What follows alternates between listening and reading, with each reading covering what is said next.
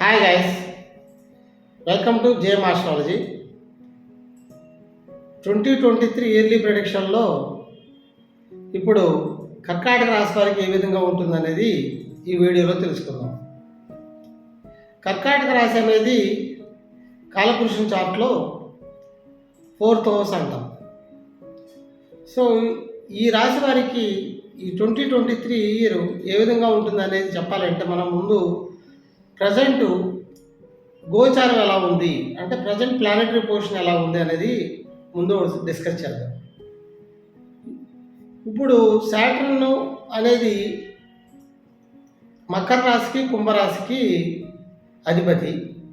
ఈ కర్కాటక రాశి వారికి 7th house 8th house lord అవుతుంది.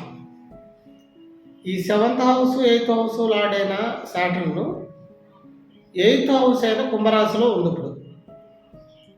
అదేవిధంగా నెక్స్ట్ జూపిటర్ గురువు తీసుకుంటే కర్కాటక రాశి వారికి 6th house 9th house lord అనమాట. ఆయన అంటే 6th హౌస్ అంటే ధనుసు రాశి, 9th హౌస్ అంటే మీనరాశి. ఈ లార్డ్ అయిన గురువు మీనరాశిలోనే ఉన్నారు. ఆయన అంటే కర్కాటక రాశి వారికి 9th హౌస్లో గురువు ఉన్నారు. నెక్స్ట్ తీసుకుంటే రాహు అనేది వచ్చినప్పటికల్లా మేషరాశిలోను, కేతు వచ్చినప్పటికల్లా తులారాశిలోను ఉన్నారు. ఎప్పటి వరకు ఉంటారు? అక్టోబర్ వరకు మేషరాశిలో రాహువు, తులారాశిలో కేతు. అక్టోబర్ తర్వాత వచ్చినప్పటికల్లా మేషరాశి నుంచి మీనరాశిలోకి రాహు వెళ్తారు. అదేవిధంగా కేతు తీసుకుంటే తులారాశి నుంచి కన్యారాశిలోకి మార్పు జరుగుతుంది. ఈ మార్పులు జరగడం వల్ల ఈ కర్కాటక రాశి వారికి ఈ సంవత్సరంలో ఏ విధంగా ఉంటుంది?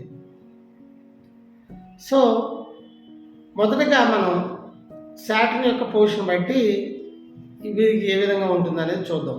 ఎందుకంటే కర్కాటక రాశి వారికి 7th house 8th house lord Saturn. ఈ 7th హౌస్ 8th హౌస్ అంటే మకర కుంభాలకి. ఈ మకర రాశి నుంచి కుంభరాశికి మొన్న 17th జనవరి 2023లో మార్పు జరిగింది కుంభరాశిలోకి. సో ఈ కుంభరాశిలో ఉన్న సాటర్న్ వచ్చినప్పటికల్లా 3rd aspect, 7th aspect, 10th ఆస్పెక్ట్లో మళ్ళీ ఆ హౌసుల్ని చూస్తారు. చూసినప్పుడు వాటి ఫలితాలు ఏ విధంగా ఉంటాయి అనేది మనం ఇప్పుడు తెలుసుకుందాం. 7th హౌస్ అంటే ఏంటి? మెయిన్ 7th హౌస్ అంటే దేన్ని అంటాం?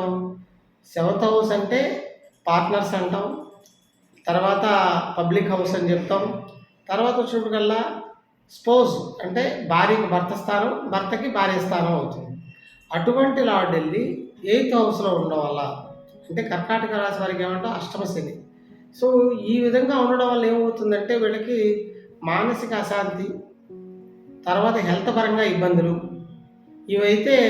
తర్వాత ఉద్యోగంలో కదా, ఎందుకంటే 8th హౌస్లో ఉన్న సాటర్న్ వచ్చినప్పటికల్లా 3rd ఆస్పెక్ట్లో 10th హౌస్ అయిన ప్రొఫెషన్ని అంటే ఉద్యోగ స్థానాన్ని ఆయన చూస్తూ ఉంటారు. సో అందువల్ల ఏమవుతుంది? ఉద్యోగంలో కదా కొంత అన్స్టేబుల్ అంటే కొంత ఇబ్బందులు, కొంత మార్పు కదా చూపిస్తుంది ఉద్యోగం మారడానికి, కొంత మనశ్శాంతి లేకుండా ఉండడానికి. సో అక్కడ కదా ప్రాబ్లమ్స్ క్రియేట్ అవ్వడానికి కొంత ఛాన్సెస్ అయితే ఈ కర్కాటక రాశి వారికి ఉన్నాయి. తర్వాత తీసుకుంటే జూపిటర్ అంటే గురువు యొక్క స్థానాన్ని బట్టి మనం వీరికి ఎలా ఉంటుంది? కర్కాటక రాశి వారికి 6th house 9th house lord వరకు ఉన్నారు. సో 9th హౌస్ అనేది ఫార్చ్యూన్ హౌస్ అంటాం. అది ఎప్పటి వరకు ఉంటారు? రేపు ఏప్రిల్ 2023 22 రోజు వరకు ఉంటారు.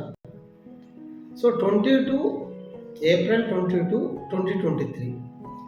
సో ఆ తర్వాత ఏమవుతుంది? మేన రాశి నుంచి మేష రాశిలోకి మార్పు అనేది జరుగుతుంది గురువుది. ఈ 9th హౌస్ గురువు అనేది కర్కాటక రాశి వారికి చాలా ఫేవరబుల్గా ఉంది.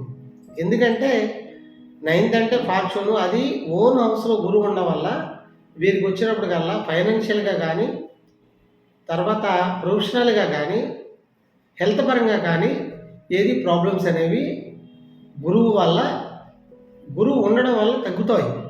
గురువు ఎప్పుడైతే మార్పు చెందుతున్నాడో మీనరాశి నుంచి మేషరాశికి, అంటే 9th హౌస్ నుంచి 10th హౌస్కి వెళ్తున్నారు. ఈ 10th హౌస్ గురువు వచ్చినప్పటికల్లా ఏమవుతుంది, అక్కడ ఆల్రెడీ రాహు ఉన్నాడు. మేషరాశిలో రాహు ఉండడం వల్ల ఈ గురువు రాహు కలిసి ఉండడం వల్ల కదా ఏమవుతుందంటే, ఇనీషియల్గా వీళ్ళకి కొంత రాహుకి గురువుకి మనం దాన్ని ఏమంటాం, గురు చండాల యోగం అంటాం. ఈ యోగం ఉండడం వల్ల అంత పాజిటివ్ రిజల్ట్స్ని ఇవ్వలేడు.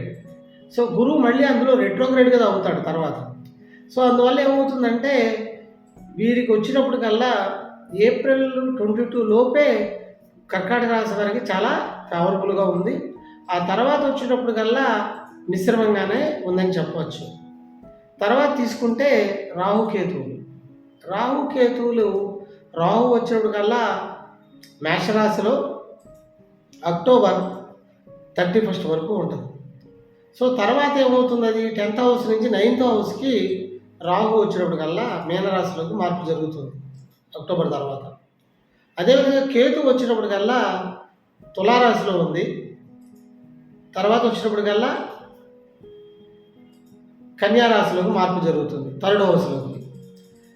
ఈ 2 కేతువు తులారాశిలో ఉండడం వల్ల కర్కాటక రాశి వారికి ఏమవుతుంది, వాళ్ళ యొక్క మదర్ యొక్క హెల్త్ కొంత ప్రాబ్లం రావడానికి ఇది 4th హౌస్ అవడం వల్ల, కేతు 4th హౌస్లో ఉండడం వల్ల అక్కడ ప్రాబ్లమ్స్ అనేవి క్రియేట్ అవుతాయి. ఈ 10th హౌస్ రాహు వచ్చినప్పటికల్లా కొంతవరకు బెటర్ అంటాం, కానీ జనరల్గా ఏమవుతుందంటే ప్రొఫెషనల్గా వాళ్ళు ఏదైతే కెరియర్లో ఉన్నారో వాళ్ళకి అది సాటిస్ఫాక్షన్ జాబ్ కింద ఉండదు వాళ్ళకి. ఈ రాహు ఉన్నంత వరకు అక్కడ ఏదో ఒకటి చెయ్యాలి, ఈ జాబ్ కాదు ఇంకో జాబ్కి వెళ్ళాలన్న సెర్చింగ్లోనే వాళ్ళు సాటిస్ఫాక్షన్ లేకుండానే, మనశ్శాంతి లేకుండానే ఉంటారు, కానీ అంత పాజిటివ్గా మనం చెప్పం. సో ఓవరాల్గా చెప్పాలి అంటే కర్కాటక రాశి వారికి కొంత మిశ్రమంగానే ఈ సంవత్సరం ఉంది. ఇందులో వచ్చినప్పటికల్లా సాటర్న్ వల్ల వచ్చినప్పటికల్లా ప్రాబ్లం ఉంది. తర్వాత గురువు అనేది సగం వరకు బాగుంది, ఏప్రిల్ వరకును ఫేవరబుల్గా ఉంది. సో ఈ సాటర్న్ వల్ల ఏమవుతుందంటే అష్టమశని అవ్వడం వల్ల మీకు ఏమవుతుంది, హెల్త్ పరంగా ప్రాబ్లమ్స్ కానీ రావడానికి చాలా ఛాన్సెస్ అనేవి ఉన్నాయి. మనశ్శాంతి లేకుండా మెయిన్ ఏ విధంగానంటే వీళ్ళ యొక్క వ్యక్తిగత చార్ట్లు బట్టి ఈ ఇంటెన్సిటీ ఎక్కువ తక్కువ అనేవి వాళ్ళ యొక్క పుట్టిన టైంలో ఉండే ప్లానెటరీ పొజిషను, వాడి యొక్క స్ట్రెంగ్త్, ఆ స్ట్రెంగ్త్ పరంగా బెనిఫిట్తో ఉన్నాయా అనే దాని మీద చాలా వాటి మీద అది ఆధారపడి ఉంటుంది.